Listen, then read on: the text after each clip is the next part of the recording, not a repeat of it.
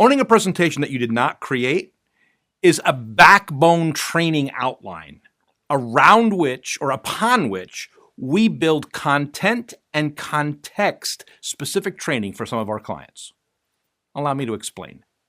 You know the scenario, right?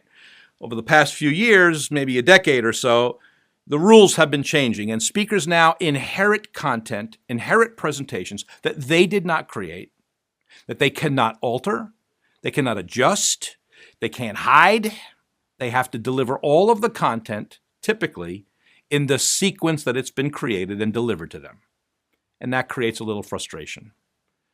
Owning a presentation you didn't create helps speakers think strategically about how they're going to take that content, which cannot be changed, and focus it appropriately for the specific audience needs that they are facing. We run through a few things. Let me quickly just highlight them for you. We talk to the speakers about the fact that there's no such thing as a perfect presentation. That if you create something and then you pass it on to a colleague, as much as the colleague may appreciate your content, they're still going to want to personalize it. The goal is to personalize the presentation so that it represents you, the speaker, and connects well with the audience. Well, we refer them to that. There's a process that they can walk through, a very quick process, but a process nonetheless that can help them do just that. There are a few steps in that process. First one is to think intentionally about the specific needs of your audience. And we get them to unpack that in exercises in owning a presentation you didn't create. We talk to them about unpacking their shorthand. You know what primary care audiences need, for instance, or you know what specialist audiences need.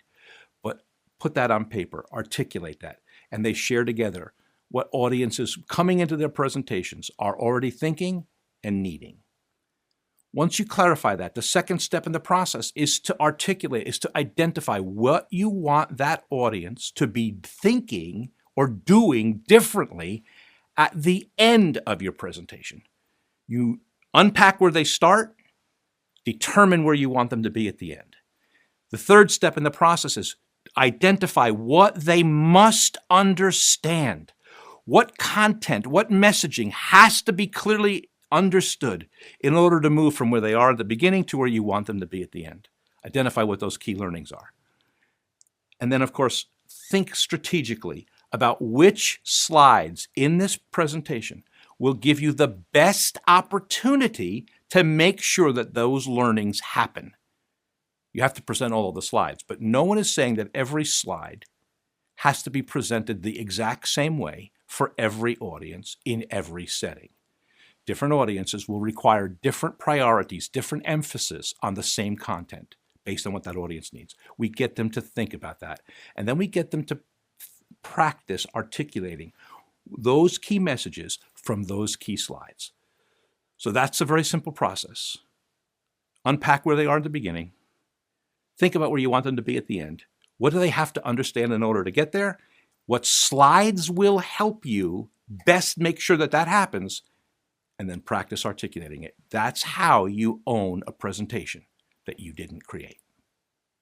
We'd love to talk with you more about that, see if that syncs well with what you're trying to accomplish with your speakers. Please feel free to give us a call, send us an email. We'd love to chat with you. And good luck.